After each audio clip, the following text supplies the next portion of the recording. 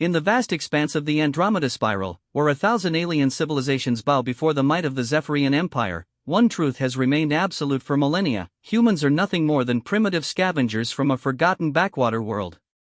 They possess no advanced technology, no psychic abilities, no genetic superiority that marks the great races of the galaxy. But, when Princess Lyralii of the Zephyrian royal house finds herself trapped in the deadly Crimson Nebula, surrounded by void hunters that have already claimed the lives of her elite guard, it isn't the Empire's legendary warriors who answer her distress call. It isn't the psychic masters of telepathia or the quantum-bending ethereals who brave the lethal radiation storms to reach her failing vessel. It's a single human in a ship held together with salvaged parts and stubborn determination. What happens when the most powerful emperor in known space discovers that his beloved daughter owes her life to a species his empire has dismissed as worthless? What happens when that same human's impossible rescue reveals capabilities that shouldn't exist, technologies that defy understanding, and a courage that puts the galaxy's greatest heroes to shame? Emperor Thaction is about to learn that sometimes, the greatest power in the universe isn't found in advanced weapons or mystical abilities. Sometimes, it's found in the unbreakable will of a species that refuses to give up, no matter how impossible the odds. And, now, he wants that power bound to his empire forever. The warning klaxons aboard the ZRS Starfall had been screaming for the better part of an hour, their piercing wail echoing through corridors that now ran red with emergency lighting. Princess Lyralii pressed herself against the bulkhead of the ship's bridge, watching in growing horror as the tactical display showed the systematic destruction of her escort fleet.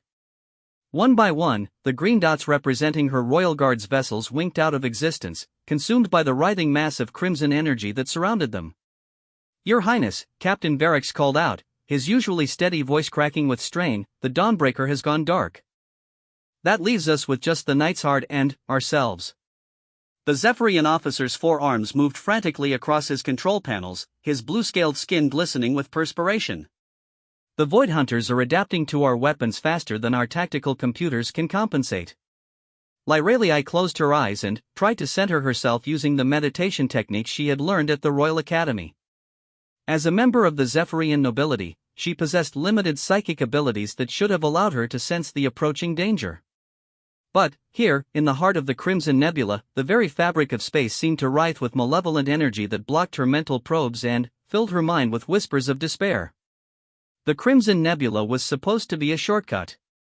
Intelligence reports had indicated that the ancient spatial anomaly was dormant, its dangerous properties neutralized by centuries of stellar drift. It should have cut 3 days off their journey to the Outer Rim territories, where Lyralii was scheduled to negotiate a trade agreement with the Helix Confederacy. Instead, they had stumbled into a nightmare that defied everything the Empire thought it knew about the region. "Contact with the Knightsguard has been severed," reported Lieutenant Zorak from his position at the communications array. "Their transponder shows massive hull breaches. I'm reading no life signs, Your Highness." The bridge fell silent except for the continued shrieking of the alarms. Lyralii opened her eyes and looked at the faces of her bridge crew. These were among the finest officers in the Zephyrian Royal Navy, veterans of a dozen campaigns against the Empire's enemies. She had seen them face down Corellian battlecruisers and Phantom Fleet raiders without flinching. Now, she watched terror creep across their features as they realized what she had already understood. They were going to die here. "What exactly are we facing?" she asked, surprised by how steady her own voice sounded. A princess of the blood royal did not show fear, even when death was closing in from all sides. Captain Varix manipulated his tactical display, zooming in on the creatures that had emerged from the nebula's depths. The holographic projection showed beings that seemed to be composed of living darkness, their forms shifting and writhing as they moved through space without the benefit of ships or life support. They were roughly humanoid, but stretched and distorted, with elongated limbs that ended in claws capable of tearing through the strongest hull materials. Most disturbing of all were their faces, or what passed for faces, empty voids where features should be, occasionally lit by points of malevolent crimson light. "The Xenobiology database has no record of these entities," Varix reported. "They appear to feed on both mechanical systems and life force simultaneously. Every ship they've consumed has had its power drained completely, followed by the death of all organic crew members. Our weapons pass right through them, but their claws can tear through our shields and armor as if they were paper." "How many?" Lyralii asked. Sensors indicate at least 50 individuals, possibly more. They seem to be multiplying somehow. Every ship they consume appears to birth new entities. A massive impact shook the starfall, sending several crew members stumbling. Emergency lights flickered as something large scraped against the hull directly above the bridge. Through the reinforced viewing ports, Lyralii could see one of the Void Hunters pressed against the transparent aluminum, its claws slowly carving through the outer layers of protection. Its eyeless face turned toward her, and she felt a chill run down her spine as it seemed to recognize her presence. Hull breach in Section 7, called out Ensign Malik from his damage control station. Atmosphere is venting, and I'm reading massive power fluctuations throughout that entire deck. Whatever these things are, they're draining our systems just by touching us. Time until total system failure? Varix demanded. At current drain rates, maybe 20 minutes. Less if more of them make contact. Lyralii moved to the captain's chair and activated the ship's emergency beacon. The hyperspace communicator would burn out its primary relay, sending a distress signal, but it might reach someone. Anyone. Even if rescue was impossible, at least the Empire would know what had happened here. This is Princess Lyralii faction of the Royal House aboard ZRS Starfall, she spoke into the transmitter. We are under attack by unknown hostile entities in the Crimson Nebula, coordinates 77 Mark 99. All escort vessels have been destroyed. We are experiencing catastrophic system failures and have approximately 15 minutes before life support collapse. If anyone receives this transmission, do not attempt rescue. Repeat, do not attempt rescue. These entities appear to be beyond conventional military response. She closed the channel and leaned back in the chair, trying to maintain the composure expected of Zephyrian royalty even as another impact rattled the ship. Through the bridge windows, she could see at least a dozen more Void Hunters approaching, their forms sliding through the crimson mists of the nebula like sharks through blood-dark water. Your Highness, Lieutenant Zorak called out, his voice tight with confusion. I'm receiving a response to our distress call. Response? From whom? The nearest Imperial fleet was days away, even at maximum hyperspace velocity. Unknown origin, ma'am. The transmission is coming from within the nebula itself. Audio only, but the signal is surprisingly clear. Put it through. The bridge speakers crackled to life, and a voice emerged from the static. It was distinctly male, speaking accented galactic standard with what sounded like amusement. ZRS Starfall, this is the independent vessel Lucky Strike. Heard your mayday and couldn't help but notice you folks seem to be having a bit of trouble out there. Stand by for assistance. Captain Varix stared at his communications panel in disbelief. Independent vessel? There shouldn't be anything else alive in this nebula. Our sensors aren't detecting any ships except the Hunters. Lucky Strike *, this is Princess Lyralii faction. I appreciate your response, but you need to leave this area immediately. These entities are unlike anything in Imperial databases. They have already destroyed an entire escort fleet of Royal Navy vessels. Well now, Princess, that does sound like quite a pickle. Tell you what, though, I've dealt with worse Tuesday mornings. Just keep your ship steady and try not to shoot at anything that doesn't want to eat you. This might get a little bumpy. Lyralii exchanged glances with her bridge crew. The voice on the other end sounded calm, almost casual, as if discussing the weather rather than a deadly encounter with unknown aliens. More concerning was the fact that their sensors still showed no trace of another vessel. Lucky Strike *, we cannot detect your position. What is your ship class and point of origin? Oh, she's nothing fancy. Heavily modified cargo hauler, Earth registration. As for where I am, well, let's just say I prefer the element of surprise. Earth? Lieutenant Zorak pulled up his xenobiological database, his scaled fingers dancing over the holographic interface. That's one of the human worlds, isn't it? On the very edge of charted space? The communications officer's question was answered by a sight that defied every law of physics Lyralii had learned at the academy. One of the Void Hunters, a particularly large specimen that had been approaching the starfall from the starboard side, simply vanished. Not destroyed, not vaporized, but gone as if it had never existed. The space where it had been was now occupied by a ship unlike anything in Imperial design philosophy. Where Zephyrian vessels were graceful curves of polished metal and energy fields, this craft appeared to be assembled from mismatched components held together by what looked like ordinary metal plates and welding seams. It was roughly the size of a light cruiser, but its hull showed clear evidence of extensive modification. Weapon ports had been cut into areas that were obviously not designed for them, and the entire structure was painted in a patchwork of different colors where replacement parts had been installed.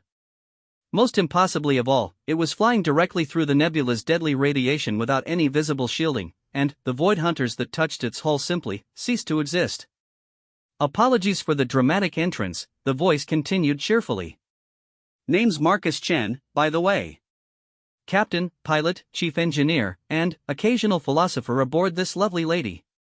Now then, let's see about getting you folks out of this mess. The ship that had identified itself as the Lucky Strike moved through the swarm of void hunters with impossible grace.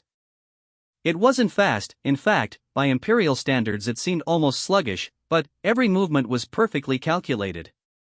When the dark entities tried to grab onto its hull, they simply disappeared upon contact. When they attempted to drain its power systems, nothing happened. The ship continued its approach toward the starfall as if the deadly creatures were nothing more than an inconvenience. How is that possible? Captain Varix whispered, his four eyes wide with disbelief. No known technology can simply nullify those entities. They've torn through our best shields and armor. Lucky Strike Lyreli called over the communicator, how are you doing that? Our weapons have no effect on these creatures. Ah, well, that's because you're thinking about it all wrong, princess. See, these fellas aren't really alive in any sense you'd recognize. They're more like, how to put it, they're the universe's way of cleaning house. Entropy given form and hunger. They exist to consume order and energy, turn it back into the basic chaos that everything came from. As if to demonstrate his point, Marcus's ship performed what could only be described as an impossible maneuver, somehow moving sideways without changing its orientation or firing any visible thrusters. A group of void hunters that had been converging on the starfall found themselves face to face with the human vessel's hull. They reached out with their shadowy claws and promptly ceased to exist. The trick, Marcus continued, his voice still carrying that maddening note of casual confidence, is not to fight them with order. That's just giving them more to eat. Instead, you fight them with controlled chaos. Show them something more random than they are, and they get confused. Like this. The Lucky Strike suddenly split into 3 identical copies of itself, each one moving in a different direction. The void hunters, which had been converging on what they perceived as a single target, found themselves unable to focus their attention. They began moving erratically, bumping into each other, their forms becoming less distinct. Multiple ships? Ensign Malik called out from his station. How is that possible?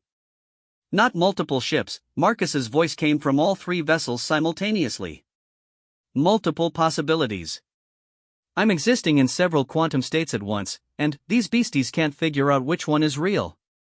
Spoiler alert, they all are, until I decide which one I want to keep. 2 of the 3 ships suddenly vanished, leaving only 1 Lucky Strike floating serenely beside the starfall. The remaining void hunters had become sluggish, their forms wavering like smoke in a strong wind. Now comes the fun part, Marcus announced. Princess, I need you to do exactly what I tell you, when I tell you. Can you handle that? Lyreli found herself nodding, even though she knew he couldn't see her. Something about the human's voice inspired confidence, despite the impossible things she was witnessing.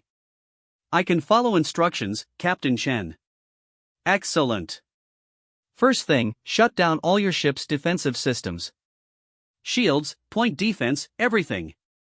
Absolutely not, Captain Varix interjected. Your Highness, that would leave us completely vulnerable. Actually, Captain, it'll do the opposite. Those defensive systems are generating organized energy patterns, which is exactly what these entities feed on. Turn them off, and you become much less appetizing. Lyreli looked at her bridge crew, seeing the doubt and fear in their faces.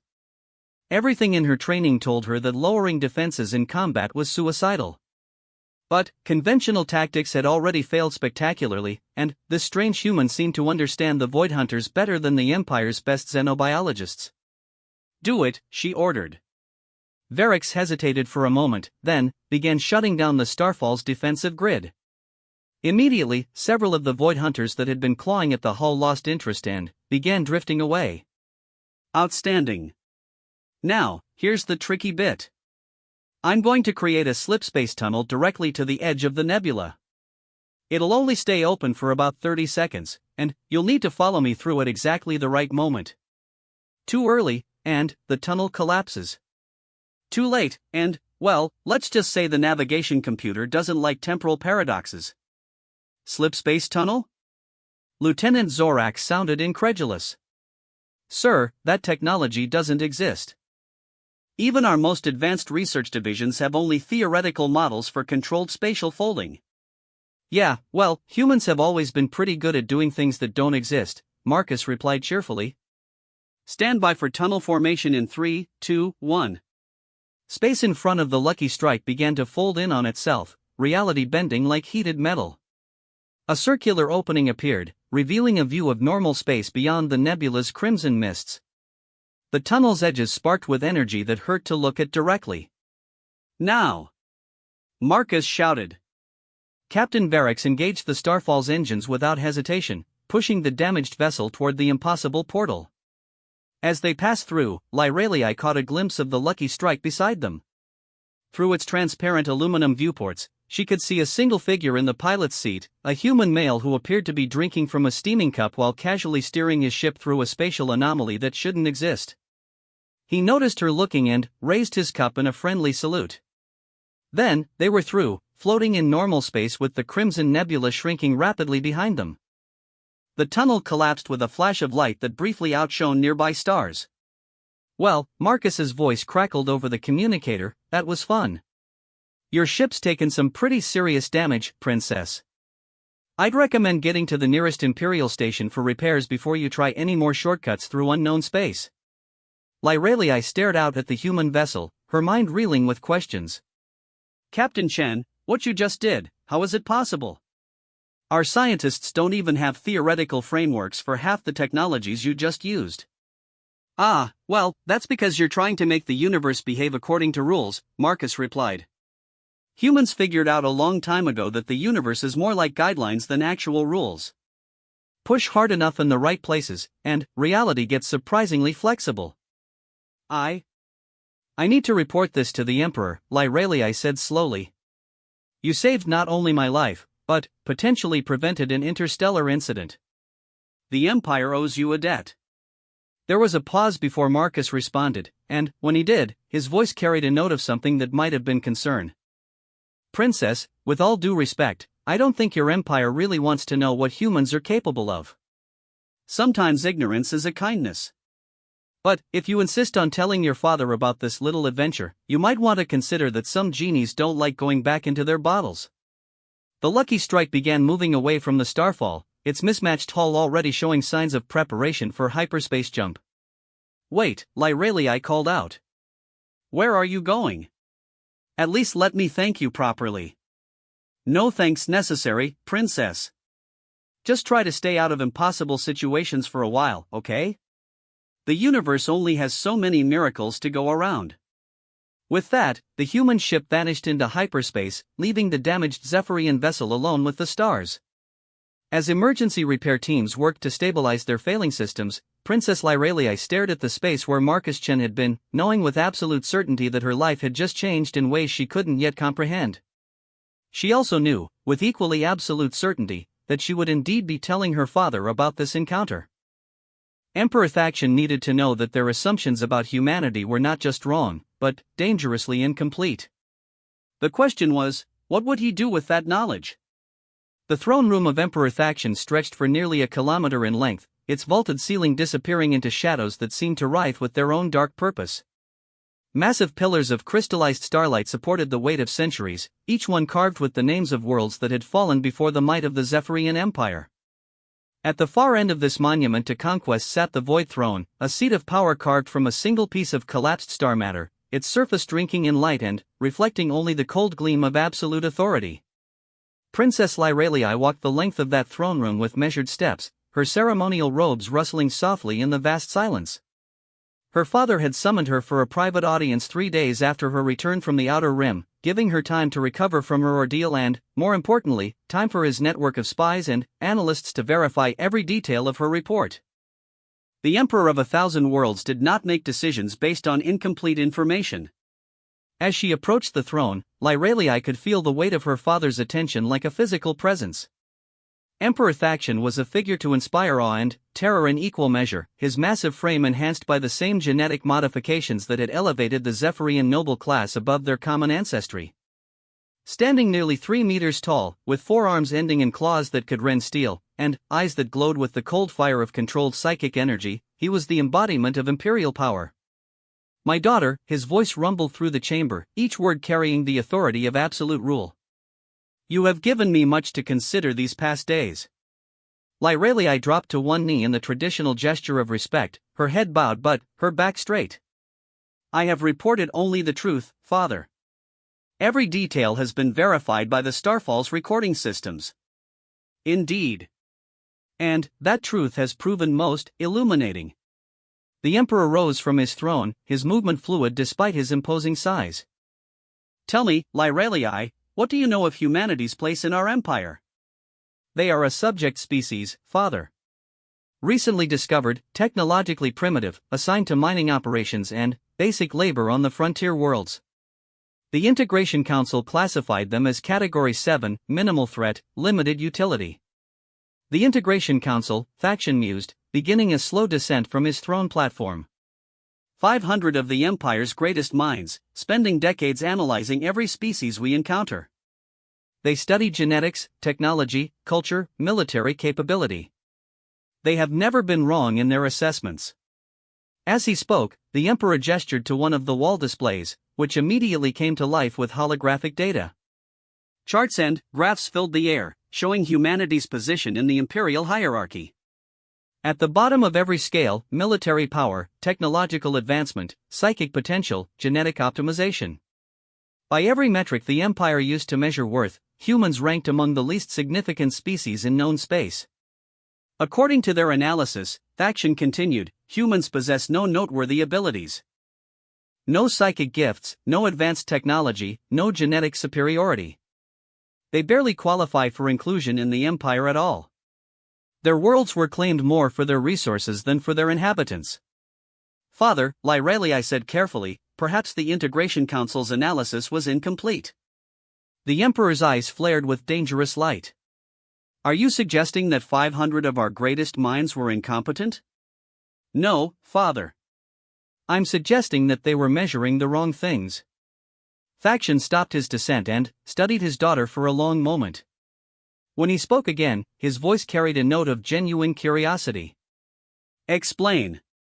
Lyralii rose to her feet, calling upon the diplomatic training that had been drilled into her since childhood.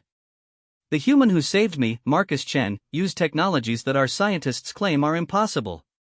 He manipulated spacetime, existed in multiple quantum states simultaneously, and neutralized entities that had destroyed an entire imperial fleet. But none of these abilities would register on our standard evaluation criteria. Because they defy the laws of physics as we understand them. Or because we don't understand the laws of physics as well as we think we do." Lyralii paused, choosing her words carefully. "Father, what if humanity's strength isn't in following the rules that govern other species, but in breaking them?" The Emperor reached the floor of the throne room and began circling his daughter like a predator evaluating prey. "You speak of impossibilities as if they were facts. The recording systems don't lie, Father. Every member of my bridge crew witnessed the same events. Captain Barracks has submitted a complete tactical analysis. The human ship Lucky Strike performed maneuvers that violate conservation of energy, conservation of mass, and several fundamental principles of spacetime geometry. And yet it happened. And yet it happened." Thaction completed his circle and stood directly in front of Lyralii, his towering form casting her in shadow. "Tell me, daughter, what do you think I should do with this information?" It was a test, Lyralii realized. Her father already knew what he intended to do. He was evaluating whether she had inherited the strategic mind necessary to rule an empire. You're going to want that power bound to the empire, aren't you? A smile played across the emperor's features, revealing teeth that had been replaced with crystalline implants capable of tearing through armor plating. Very good. Yes, the implications are staggering. If even one human possesses these capabilities, imagine what an entire species might accomplish with proper motivation. Proper motivation? Fear and loyalty, daughter. The same tools that have built every lasting empire in galactic history. Faction returned to his throne, settling into the seat of power with the satisfaction of a ruler who had found the solution to a complex problem. I am going to offer this Marcus Chen something he cannot refuse. And what might that be? You. The words hit Lyralii like a physical blow. She staggered backward, her mind reeling with the implications. Father, you cannot be serious. I am the heir to the Zephyrian Empire. I am betrothed to Prince Vorthan of the Stellar Confederacy to secure the Southern Alliance. Prince Vorthan commands 300 systems and can offer us nothing we cannot take by force if necessary, Faction replied dismissively. This human has demonstrated abilities that could revolutionize everything we know about warfare, exploration, and technological development. The marriage of my daughter to such an individual would bind his loyalty to the Empire permanently. He saved my life, father. That doesn't mean he would be willing to marry into imperial nobility. Willing? The emperor's laughter was like the sound of grinding stone. Daughter, you still think like a diplomat rather than a conqueror. I am not going to ask Marcus Chen to marry you. I am going to make it the only choice that allows him to keep breathing. The casual mention of violence against the man who had rescued her sparked an unexpected surge of anger in Lyralii's chest. He risked his life to save mine. He asked for nothing in return. And you would repay that kindness with threats? I would repay that kindness with the greatest honor the Empire can bestow, marriage to the imperial heir. If he is too primitive to understand the magnitude of such an offer, I will help him understand through more basic means. Faction gestured to one of the communications officers stationed near the throne. Commander Kellex, dispatch the 15th Fleet to the last known position of the vessel Lucky Strike. Full battle deployment. If the human attempts to flee Imperial space, he is to be considered a fugitive and captured by any means necessary. Father, no, Lyralii stepped forward, her voice rising despite the danger of contradicting the Emperor directly. You cannot just force someone into marriage because you want their abilities. I can do anything I choose, daughter. That is what it means to be Emperor. Faction's voice carried a note of warning that made the air itself seem to vibrate with menace. However, I am not entirely without compassion. Marcus Chen will be offered a choice. Marry into the imperial family and enjoy all the privileges such a position entails, or face execution as a potential threat to imperial security. That's not a choice. That's coercion. Welcome to statecraft, Lyralii. Every great decision in the history of the Empire has been built on coercion. The strong survive and prosper, the weak submit or die. It is the natural order of things. The Emperor rose from his throne once again, but this time his movement carried an air of finality. You have 1 week to prepare for your wedding, daughter. I suggest you use that time to adjust your expectations accordingly. As if summoned by some invisible signal, the massive doors of the throne room began to swing open. The audience was over, and Lyralii found herself being dismissed like a common petitioner rather than the heir to the Empire. Father, she called out as she reached the threshold, what if he refuses? What if these abilities of his make him impossible to capture or coerce? Faction's smile was cold enough to freeze stars. Then, we will discover just how much firepower it takes to kill the impossible. The 15th Fleet has enough weapons to sterilize entire star systems. I find it unlikely that even a human with miraculous abilities could survive orbital bombardment. 3 hours later, Lyralii stood in her private chambers, staring out at the sprawling cityscape of the imperial capital. Below her, billions of beings from hundreds of different species went about their daily lives, all of them subjects of an empire built on conquest and maintained through fear. For the first time in her life, she found herself questioning whether that was truly the natural order of things. Her personal communications array chimed with an incoming message, and she activated the holographic display with a gesture. The image of Admiral Karath, commander of the 15th Fleet, appeared before her. "Your Highness," the grizzled veteran said with a respectful bow. "I am preparing to depart for the coordinates you provided. However, I felt I should inform you that our intelligence networks have been unable to locate any trace of the vessel Lucky Strike. It appears to have vanished completely from Imperial space." "What do you mean, vanished?" "I mean that every sensor array, every monitoring station, every merchant vessel and patrol ship in a 50 light-year radius has no record of the human ship passing through their detection grids. It's as if the vessel simply ceased to exist the moment it left the Crimson Nebula." Lyraeli felt a chill run down her spine. If Marcus Chen had truly disappeared into the vast emptiness of space, her father would interpret that as an act of defiance. The Emperor's response to defiance was always the same: overwhelming and brutal force. "Keep searching, Admiral. Use whatever resources you need."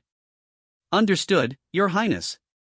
However, I should also inform you that His Imperial Majesty has issued additional orders regarding this operation. We are to investigate every human colony, world, and industrial facility in our search. Any humans who demonstrate unusual abilities are to be detained for questioning." "Father is casting a wider net," Lyraeli murmured. "Indeed. The Emperor believes that if one human possesses these capabilities, others might as well. We are to conduct comprehensive evaluations of the entire human population within Imperial borders." After Admiral Karatha's image faded, Lyraeli remained standing at her window, her mind churning with possibilities and fears. Her father's plan was logical from a strategic standpoint. If humans possessed hidden capabilities, the Empire needed to either control them or eliminate them as a threat. But the human who had saved her life had shown no signs of hostility or ambition. Marcus Chen had asked for nothing, claimed nothing, and vanished without trying to leverage his rescue into any sort of advantage. That level of selflessness was almost unknown among the species the Empire had conquered. Most beings, when faced with the opportunity to gain power or influence, grasped it eagerly. The fact that Marcus had simply disappeared suggested either remarkable humility or remarkable wisdom. Or perhaps, Lyraeli thought with growing unease, it suggested that he knew something about the Empire that made him want to avoid any further contact. Her contemplation was interrupted by a soft chime from her personal communicator, a device that was supposed to be restricted to emergency communications with her immediate family and security detail. The holographic display activated, but, instead of showing the expected Imperial seal, it displayed a simple text message. "Princess, if you're reading this, it means your father is probably doing exactly what I hoped he wouldn't. I'm sorry you're getting caught in the middle of this. The choice that's coming won't be easy, but remember that sometimes the most important decisions are the ones we make for ourselves, not for our empires. A friend." The message faded before Lyraeli could respond, leaving her staring at empty air. Somehow, impossibly, Marcus Chen had managed to send her a private communication through one of the most secure networks in the galaxy. The implications of that technological feat were staggering, but what troubled her more was the content of the message itself. He knew what her father was planning. More than that, he had known it would happen before it had even been decided. That suggested a level of strategic thinking and information gathering that made the Empire's intelligence networks look primitive by comparison. As night fell over the Imperial capital, Princess Lyraeli of the Zephyrian Empire found herself facing a choice she had never expected to make. In 1 week, she was supposed to marry a man her father intended to coerce into submission. A man who had saved her life and asked for nothing in return. A man who seemed to understand the Empire better than the Emperor himself. A man who, she was beginning to suspect, represented something far more dangerous to the established order than her father realized. The question was no longer whether Marcus Chen would submit to Imperial authority. The question was whether the Empire was prepared for what would happen when he didn't. Admiral Karath had commanded Imperial fleets for over 4 decades, leading campaigns against rebel systems, alien invaders, and cosmic horrors that defied classification. He had seen weapons that could crack planets and beings that existed in multiple dimensions simultaneously. But, as his flagship Dominion's Edge dropped out of hyperspace at the coordinates where Marcus Chen's vessel had last been detected, he experienced something that had not troubled him in years: genuine uncertainty. The 15th Fleet spread out behind him in perfect formation, 230 vessels ranging from massive dreadnoughts to swift reconnaissance corvettes. It was enough firepower to conquer entire star systems, and it had been deployed to capture a single human in a modified cargo hauler. The disproportion troubled Karath more than he cared to admit. "Admiral," his sensor officer called out from her station, "we're detecting residual energy signatures consistent with the Princess's description of the spatial tunnel. The readings are unlike anything in our database." "Show me." The main display filled with a three-dimensional representation of local space, highlighting areas where the fabric of reality itself showed signs of distortion. What Karath saw made him lean forward in his command chair. The tunnel Marcusgen had created hadn't just folded space, it had left scars in the quantum substrate that were still healing days later. "Chief Science Officer Vrain, analysis?" The elderly Zephyrian who served as the fleet's principal researcher manipulated the display with practiced ease, his forearms moving in complex patterns as he called up additional data. "Admiral, these energy signatures suggest technologies that are at least 3 classifications beyond our current understanding." The amount of power required to manipulate spacetime to this degree should have required a ship the size of a moon, with power cores equivalent to a small star. And yet it was accomplished by a vessel roughly the size of a light cruiser. More disturbing still, sir, the energy patterns suggest that the power source was not technological at all. The quantum fluctuations are organic in nature. As if the pilot himself was somehow providing the energy for these impossible maneuvers. Karath felt a chill run through his command chamber. In all his years of service, he had learned to trust his instincts, and those instincts were now screaming warnings. "Are you suggesting that this human is capable of manipulating spacetime through biological processes?" "I'm suggesting that our fundamental understanding of what constitutes life may be inadequate to describe what we're dealing with," Vrain replied carefully. "The readings indicate conscious control over quantum mechanics at a level that should be impossible for any organic being." "Sir," the communications officer interrupted, "we're receiving priority transmissions from the survey teams dispatched to human colony worlds." "Admiral, you need to hear these reports immediately." Karath nodded grimly. Over the past 3 days, while his main fleet had been tracking Marcusgen's trail, smaller Imperial forces had been conducting comprehensive evaluations of human populations throughout the Empire. The results, according to the preliminary reports, had been deeply troubling. "Put them through." The display shifted to show Captain Yilrose of the surveillance ship Watchful Eye, currently positioned above the human colony world of New Geneva. The captain's normally composed demeanor showed clear signs of strain. "Admiral, our evaluation of the human population here has produced unexpected results.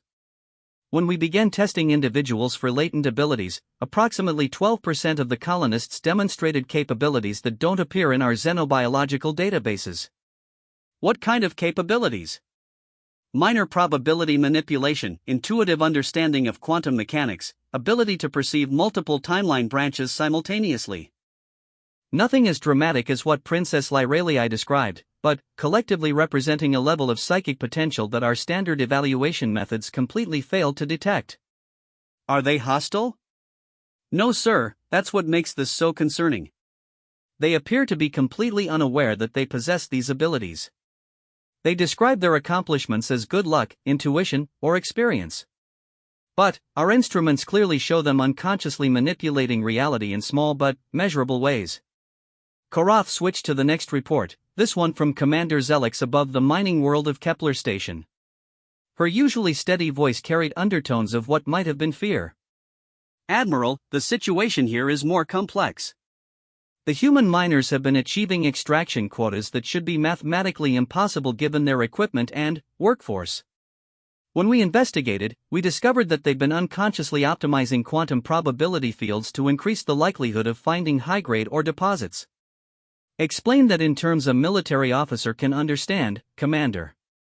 They're making the universe more likely to give them what they need, sir. Without technology, without training, without even realizing they're doing it." The senior mining supervisor, a human named Jackson Webb, managed to collapse a tunnel system in just the right way to expose a vein of rare minerals worth more than the entire planet's previous yearly output. When we questioned him about the technique, he said he just had a feeling about where to place the charges. The third report came from Captain Ferlax, stationed above the agricultural world of Demeter's garden. His message was perhaps the most unsettling of all. Admiral, the human farmers here have been producing crop yields that violate several fundamental laws of biology. Plants that should take months to mature are ready for harvest in weeks. Soil that was depleted and nearly barren is now more fertile than when the colony was first established. The humans claim they're just good with plants, but our instruments detect clear evidence of accelerated time fields and biological enhancement on a molecular level. As the reports continued, a pattern emerged that made Admiral Korath increasingly uncomfortable. Humans throughout the Empire were demonstrating abilities that ranged from the merely improbable to the theoretically impossible. More troubling still, they appeared to be doing so unconsciously, as if these capabilities were simply a natural part of their existence that they had never bothered to examine closely.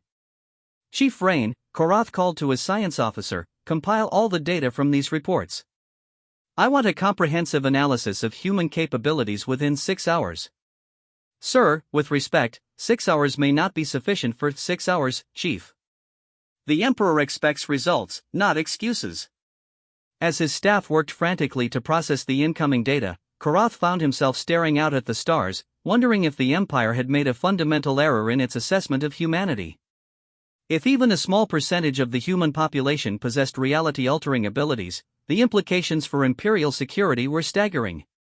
His contemplation was interrupted by an urgent call from his sensor officer. Admiral, we're detecting an incoming vessel. Unknown configuration, approaching at impossible speed. Impossible speed? Sir, the object is currently traveling at roughly 50 times the speed of light without using hyperspace. According to our instruments, it shouldn't exist.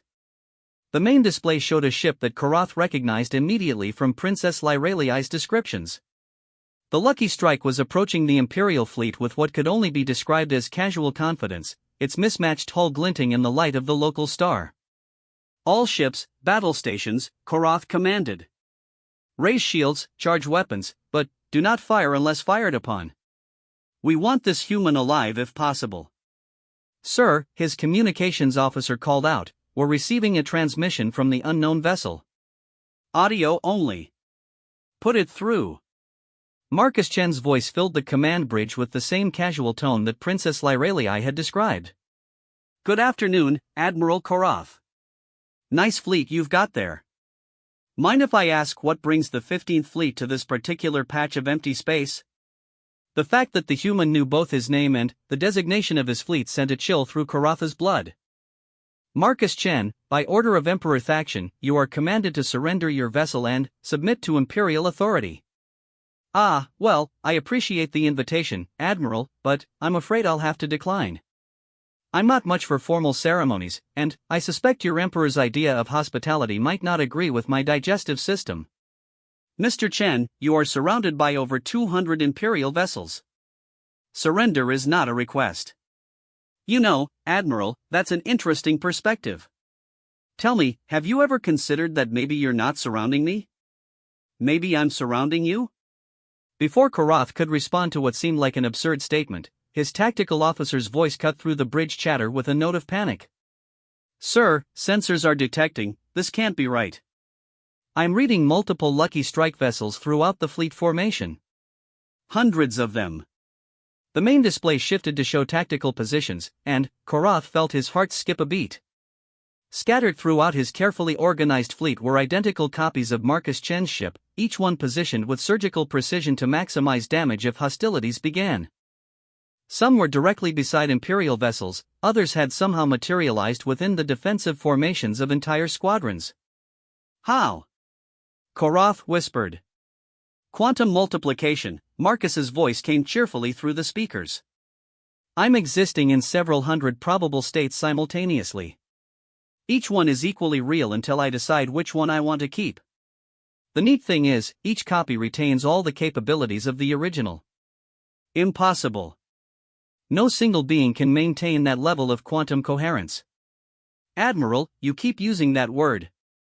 I don't think it means what you think it means.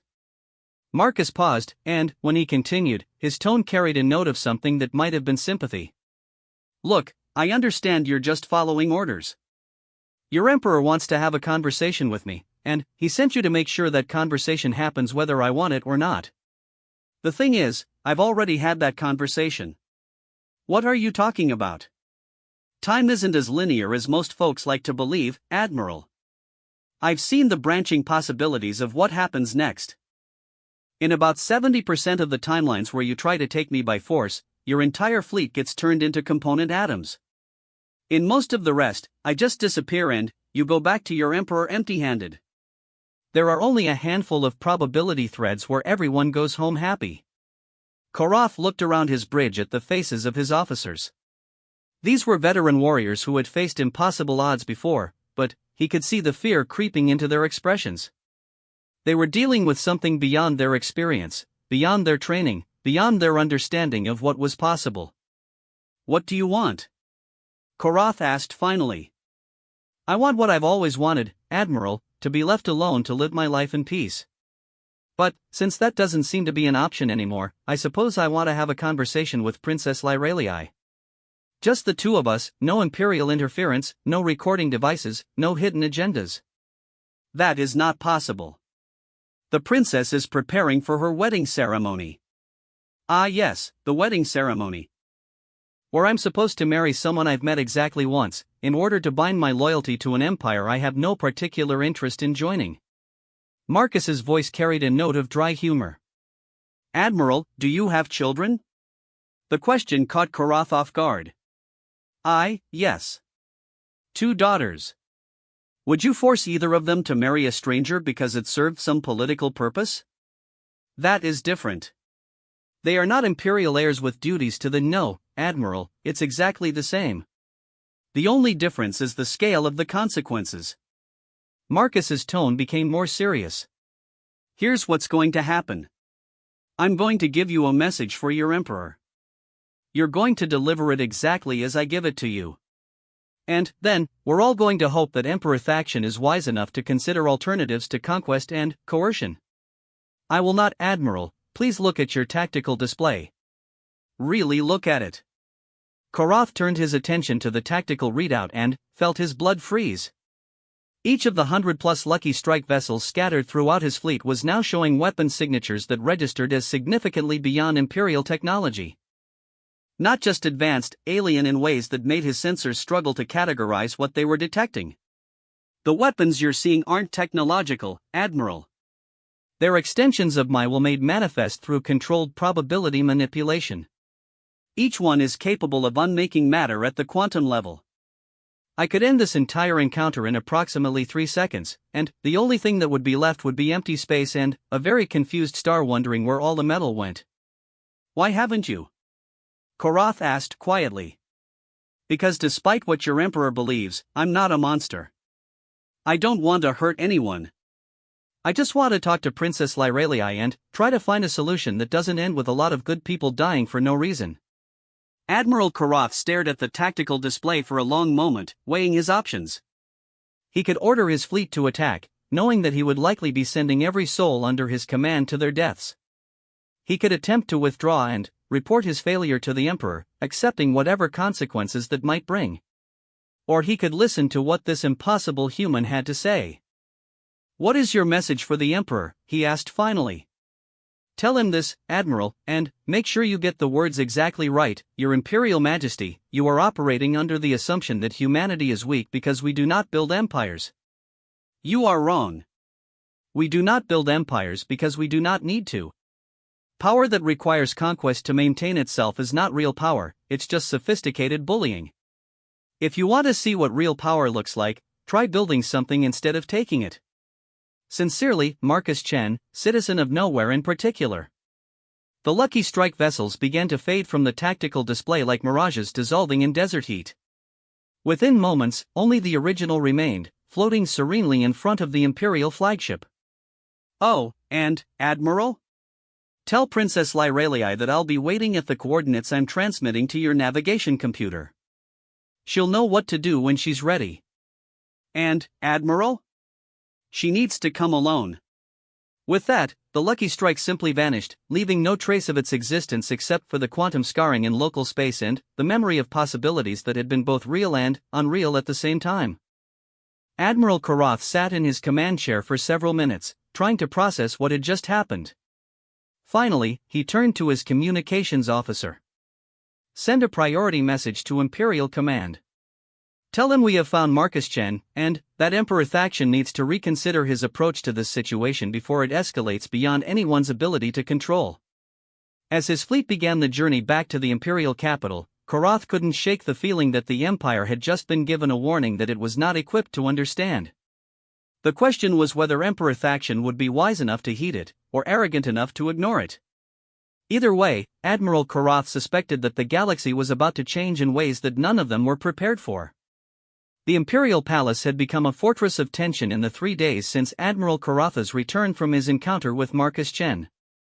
Emperor Thakshan had received the humans' message with the kind of cold fury that made entire star systems tremble, and the resulting orders had sent ripples of fear throughout the imperial hierarchy. Every human colony world was now under military occupation. Every human citizen of the Empire had been placed under surveillance. The greatest military machine in galactic history was mobilizing to deal with what the Emperor had declared to be an existential threat to imperial security. Princess Lyrelii stood at the window of her private chambers, watching transport ships laden with troops departing for the outer systems. Each vessel carried soldiers equipped with the most advanced weapons the Empire could produce, along with scientists tasked with studying human abilities and finding ways to counter them. It was, she realized, preparation for genocide disguised as a security operation. The coordinates Marcus had transmitted burned in her memory like a physical presence. She had memorized them within moments of seeing Admiral Karath's report, though she had given no outward sign of recognition. The location was in the neutral zone, a region of space that technically belonged to neither the Empire nor any other major power, a perfect place for a clandestine meeting. Her contemplation was interrupted by a soft chime from her door's security system. "Enter," she called, not turning from the window. "Your Highness." The voice belonged to Captain Varix, the officer who had commanded her escort during the ill-fated journey through the Crimson Nebula. "I bring word from His Imperial Majesty regarding tomorrow's ceremony." Lyrelii finally turned from the window, noting the tension in Varix's posture. The captain's 4 arms were held rigidly at his sides, and his normally confident bearing showed signs of strain. "What word?" "The Emperor has decided to proceed with your wedding ceremony as planned. The humans' refusal to submit to imperial authority has been declared an act of rebellion. You will be married to Prince Vorthan of the Stellar Confederacy at the scheduled time, cementing the Southern Alliance as originally intended." "And Marcus Chen?" Varix hesitated before responding. "A bounty of 1 billion imperial credits has been placed on his head, dead or alive. Every mercenary, bounty hunter, and freelance military organization in the galaxy will be hunting him within the week." Lyrelii felt something cold settle in her chest. "My father intends to have him killed. His Imperial Majesty intends to demonstrate that defiance of imperial authority results in consequences. The human chose to reject the greatest honor the Empire could bestow upon him. The Emperor considers this a personal insult that demands a proportionate response." "The greatest honor," Lyrelii repeated slowly. "Being forced into marriage under threat of execution is considered an honor?" Captain Varix's expression became carefully neutral. "Your Highness, I am merely relaying His Imperial Majesty's words. However, I have been instructed to remind you that your duty as heir to the Empire supersedes any personal sentiments you may have developed regarding this situation." After Varix departed, Lyrelii remained standing in the center of her chambers, feeling the weight of an impossible choice settling upon her shoulders. In 18 hours, she would walk down the aisle of the Grand Cathedral and marry Prince Vorthan in a ceremony that would bind 2 empires together in an alliance of conquest and oppression. Marcus Chen, the man who had saved her life and asked for nothing in return, would become a hunted fugitive with the combined military might of half the galaxy seeking his destruction. Unless she chose differently. The decision, when it finally crystallized in her mind, came with surprising clarity. Lyrelii activated her personal security console and began making preparations that would either save 2 empires from a war they could not win, or destroy her own life in the process. 6 hours later, Princess Lyrelii's private shuttle Star Whisper departed from the imperial capital on what the flight logs indicated was a routine inspection tour of the orbital defense platforms. The shuttle's pilot was Lieutenant Commander Yessa, one of the few officers in the Imperial Navy who owed her personal loyalty to the princess rather than to the Emperor. More importantly, Yessa was also one of the most skilled pilots in the fleet, with an uncanny ability to navigate hyperspace routes that other officers considered impossible. "Your Highness," Yessa said as they cleared the capital planet's gravity well, "I've programmed the inspection route to take us through the outer system defense grid. However, if we were to experience a navigation malfunction near the third platform, it might take several hours to correct our course. Long enough for a brief detour to wherever you might need to go." "Commander, are you suggesting we falsify our flight plan?"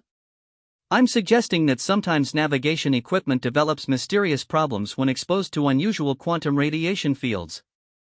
Completely unavoidable, really. Lyrelii felt a surge of gratitude for the officer's unwavering loyalty. "Commander, if we proceed with this course of action, you understand that we may both be committing treason?" "Your Highness, I've served under your command for 5 years. I've seen you risk your own life to protect your crew, negotiate peaceful solutions when other commanders would have chosen violence, and show mercy to enemies who deserve none. If following you into whatever comes next is treason, then I choose treason over serving an empire that would force you into an unwanted marriage to gain control over technologies it doesn't understand." The hyperspace jump to the neutral zone took 4 hours, during which Lyrelii found herself alternating between confidence and terror. She was about to meet with a man who possessed abilities that defied scientific understanding, in direct defiance of her father's orders, with only the faintest hope that she could prevent a conflict that would cost millions of lives. When they dropped out of hyperspace at the coordinates Marcus had provided, they found themselves in a region of space that seemed utterly empty except for the distant glow of stars. No planets, no asteroids, no space stations, nothing but the void between galaxies. "Sensors aren't detecting anything, Your Highness," Commander Yessa reported. "Are you certain these are the correct coordinates?" "I'm certain. He's here somewhere. He's just difficult to detect." As if summoned by her words, space in front of them began to shimmer like heated air. The distortion grew larger and more defined until it resolved into the familiar shape of the Lucky Strike, floating serenely in the vacuum as if it had been there all along. Star whisper asterisk, "This is the Lucky Strike. Princess, I have to say I'm impressed. I wasn't entirely sure you'd come." Lyrelii activated her ship's communications array. "Marcus, we need to talk. The situation has escalated beyond what either of us anticipated." "I know. I've been monitoring Imperial communications. Your father has essentially declared war on my entire species. That's problematic. Can we meet? Face to face, I mean. There are things I need to discuss that shouldn't be transmitted even on secured channels." "Of course. I'll extend my ship's atmospheric envelope to include your shuttle. Just bring your ship alongside mine, don't worry about the physics of it, I'll handle that part." Commander Yessa guided the Star Whisper toward the human vessel, and, as they approached, Lyrelii could see the space around both ships beginning to shimmer with the same distortion effect she had witnessed earlier. When the process was complete, a transparent tunnel of atmosphere connected the two vessels, allowing for direct transfer between them. "Your Highness," Yessa said quietly, "are you certain you want to do this alone?" "I'm certain. If something goes wrong, use the emergency beacon to contact the Imperial fleet. Tell them I went willingly, and that any actions taken were my choice alone." The transfer between ships took only a few minutes, but, as Lyrelii stepped aboard the Lucky Strike, she felt as if she was entering an entirely different universe. Where Imperial vessels were sterile monuments to engineering precision, Marcus's ship felt lived in and comfortable. The corridors were lined with what appeared to be natural wood, and soft lighting created an atmosphere of warmth rather than the harsh efficiency she was accustomed to. She found Marcus in what seemed to be a combination kitchen and workspace, sitting at a table with 2 steaming cups of what smelled like some kind of tea.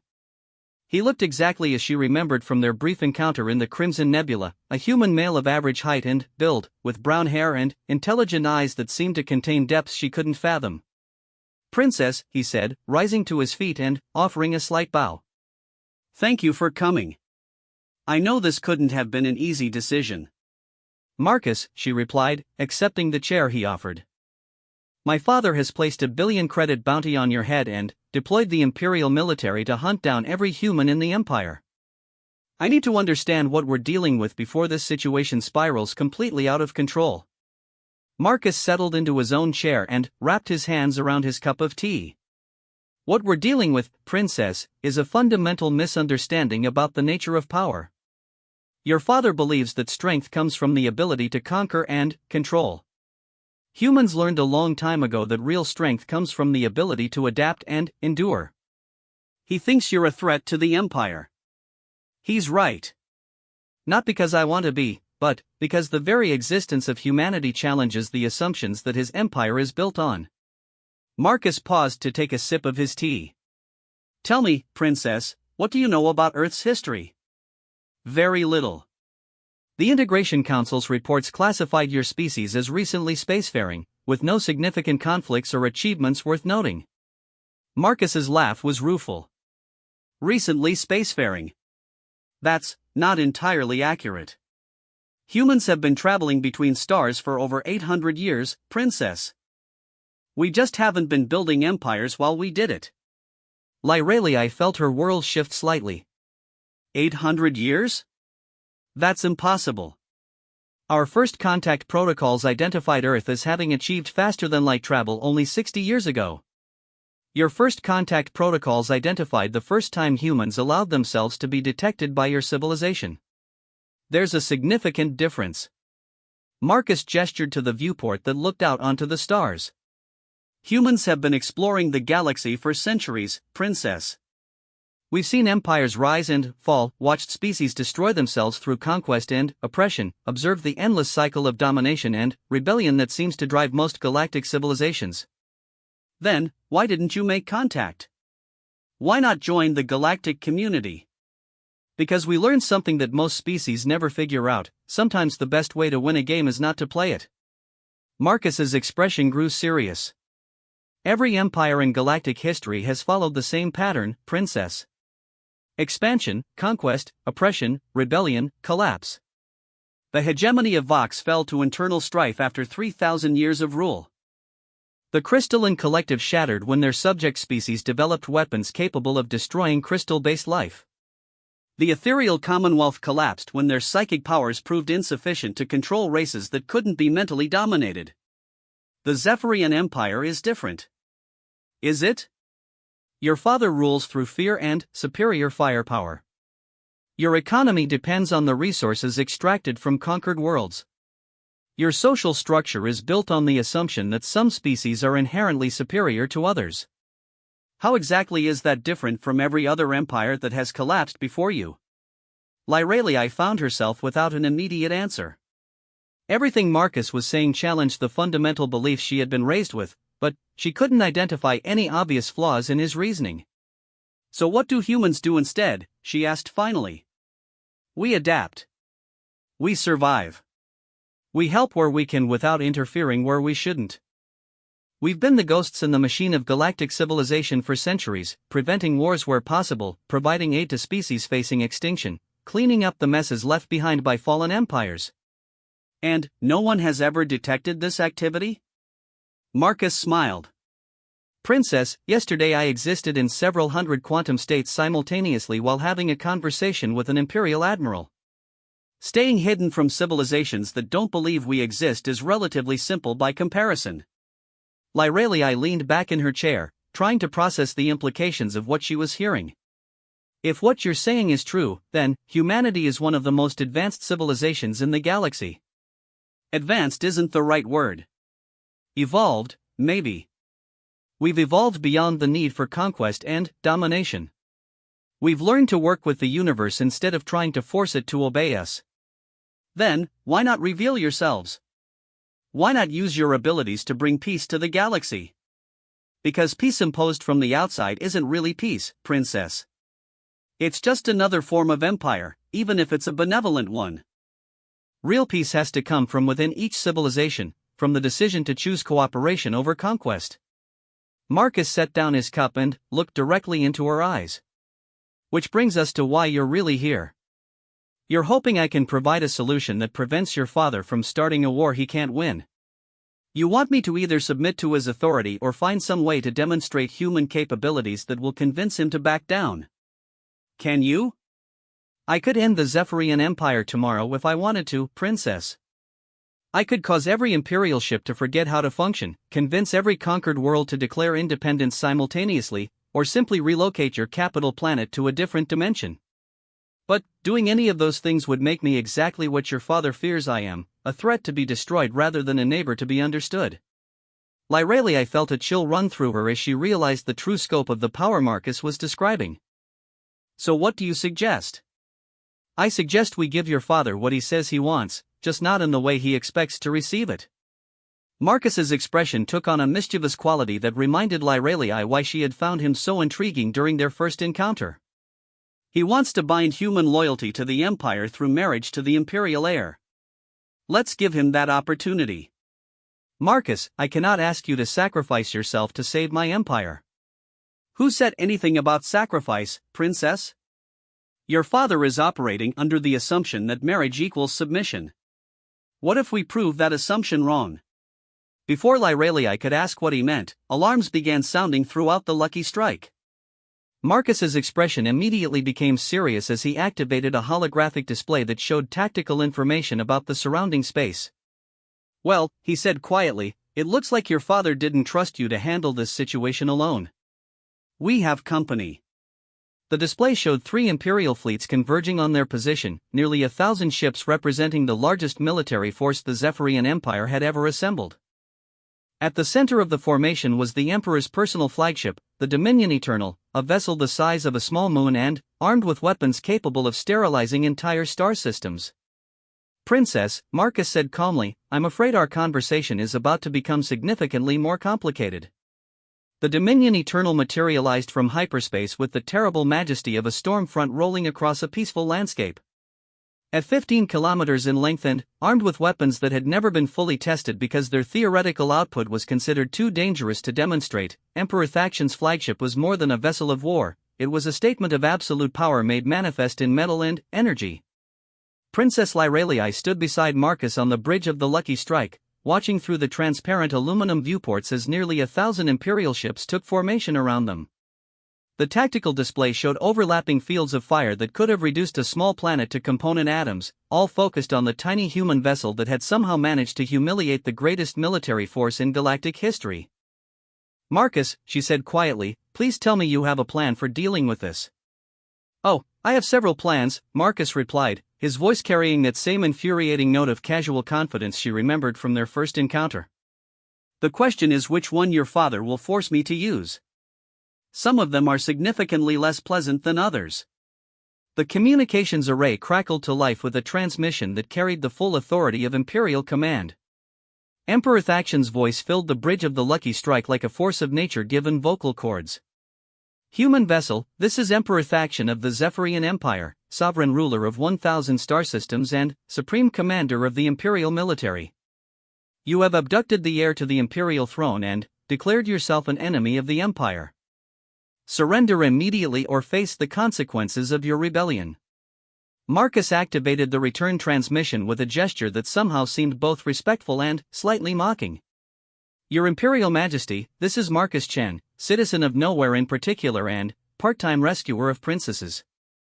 With all due respect, your daughter came here of her own free will to prevent what she correctly identified as a catastrophic escalation of this situation. Also, I haven't declared myself an enemy of anything. I've just declined your rather forceful invitation to join your family. My daughter is a naive child who does not understand the forces at play in this situation. You will return her immediately and submit to Imperial justice, or I will demonstrate why the Zephyrian Empire has never been successfully challenged in over 2 millennia of expansion. Lyralia stepped forward and activated her own communication channel. Father, I am here by choice, and I am not a child. I am the heir to the Imperial throne, and I have a right to participate in decisions that affect the future of our empire. Lyralia, the Emperor's voice carried a note of warning that would have made seasoned admirals tremble, you will return to your shuttle immediately. Your wedding to Prince Vorthan will proceed as scheduled, and this human will face the consequences of his defiance. Father, please listen to me. Marcus Chen is not our enemy.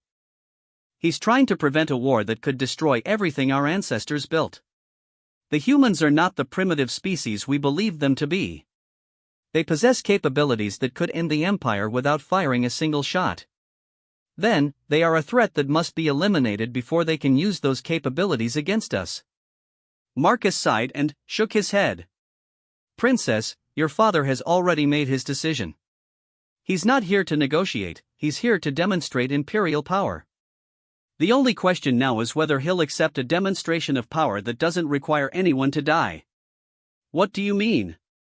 I mean, it's time for your father to see what humans are really capable of when we stop pretending to be harmless.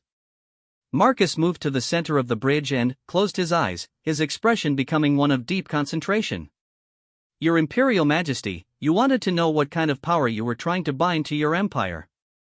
Allow me to show you. What happened next would be recorded in Imperial history as the moment everything changed. The space around the three Imperial fleets began to shimmer and distort, reality bending in ways that made veteran officers question their own sanity. Stars in the background began to move, not as if they were traveling through space, but as if space itself was being rewritten around them. The tactical displays throughout the Imperial fleet went insane, showing readings that their sensors insisted were accurate but their crews knew had to be impossible. The Lucky Strike, previously a single small vessel surrounded by overwhelming firepower, was now registered as existing in over 10,000 locations simultaneously. Each quantum echo showed the same power signatures, the same impossible technologies, the same threat level that made the Empire's most advanced weapons seem like primitive clubs. But that was only the beginning. Throughout the Imperial formation, officers began reporting that their ships were changing. Not damaged, not malfunctioning, but altered in ways that defied description. Weapon systems designed to destroy planets were now producing flowers, actual, living flowers that bloomed from energy conduits and filled weapons bays with the scent of spring meadows. Navigation computers began displaying poetry instead of stellar coordinates. The artificial gravity systems on several dreadnoughts started generating localized rain showers that fell upward. Emperor Thaction stood on the bridge of the Dominion Eternal, watching his unstoppable fleet transform into something that could only be described as surreal art, and felt fear touch his hearts for the first time in decades. What is happening to my ships? He demanded. His science officers worked frantically at their stations, trying to understand readings that seemed to be written in languages that didn't exist. Your Majesty, the human appears to be rewriting the fundamental constants of physics within local space. Our vessels aren't being destroyed, they're being reimagined. Explain that. Sir, he's turning our weapons into gardens, our armor plating into musical instruments that play themselves, our tactical systems into. I believe they're now generating small rainbows on command. The ships are still functional, but they've been transformed into something that couldn't threaten a merchant vessel, much less engage in combat. Through the communications array, Marcus's voice continued with that same maddening calm. Your Imperial Majesty, I want you to understand something very important. What I've just done to your fleet required approximately the same amount of effort as it takes.